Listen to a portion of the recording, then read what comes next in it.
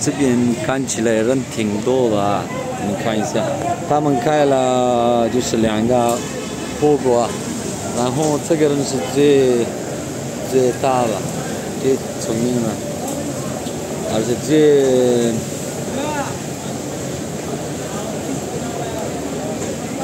最厉害的这个人就是开了50年的历史，然后这边人挺多的啊，人挺多的啊。然后这个是我朋友，他来请我的，然后这些人特别很热情的，人太多了吧。从这边看起来这个很好吃啊。चाचा तो वाला किस्मत बांधो ढाका और जवाना चाचा तब किस्मत जाली पापड़ फरसई हाँ जाली पापड़ फरसई